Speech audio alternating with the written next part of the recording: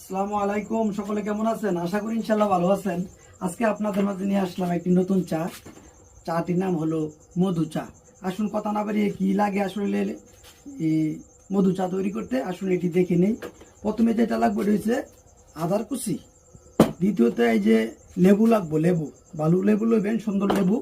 তারপরে আপনি লইবেন সাদা লবণ, যে লবণটা দেয়া আমরা ভাত খাই এই লবণটা লইবেন।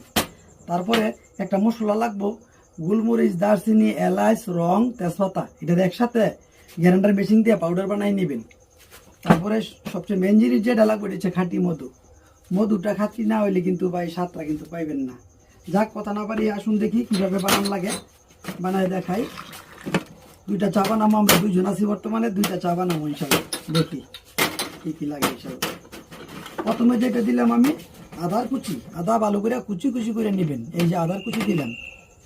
আদা কুচি দেওয়ার পরে এখন দিলাম আমি সাদা লবণটা, যে লবণটা দিয়ে আমরা ভাত খাই এই লবণটা দিলাম। এই যে লবণটা পরিমাণ মতো দিয়ে নেবেন। তারপরে যেটা দিব এটা হচ্ছে লেবু। আপনার গাছের লেবু হইলে ভালো হয়, কিনা লেবু হইলে, গাছে না থাকলে কিনা লইলেন। এই যে লেবুটা ভালো করে চিপটাইয়া সুন্দর করে রসটা নিবেন। রসটা নিবেন, এই যে রসটা দিতেছি, রসটা নিবেন। এই যে লেবুটা আমি এই যে খোসাটাও দিলে পারেন, আমি খোসা দিয়ে নিলাম, একটা খোসা দিলাম আর একটা খোসা দিলাম না। এই যে দিলাম লেবু।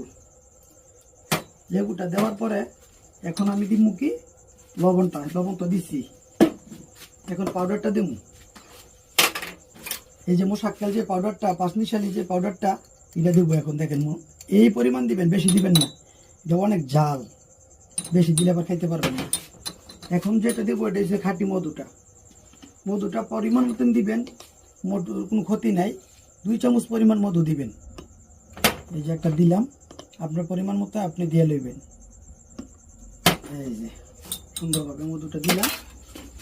এখন আমি আগে থেকে গরম পানি করে রাখছি ফ্লাক্সের ভিতরে, এই পানিটা দিয়ে এখন আমি বানাবো।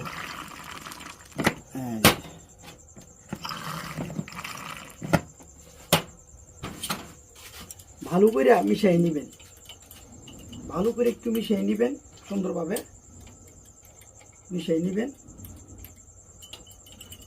চা তো জীবনে বহুত চা খেয়েছেন, কিন্তু এই মধু চাটা অবশ্যই আপনারা একবার খেয়ে দেখবেন। এখন বানাইলাম, দেখি বিসমিল্লাহির রহমানির রহিম কিরকম হয়েছে। মাশাআল্লাহ, অসাধারণ অসাধারণ। টকটক লাগে, মিষ্টি মিষ্টি লাগে, ঝাল ঝাল লাগে, বিভিন্ন ফ্লেভার, খুব সুস্বাদু খেতে। তো অবশ্যই আপনারা একবার হলেও এই মধু চাটা খেয়ে দেখবেন। ধন্যবাদ সকলকে।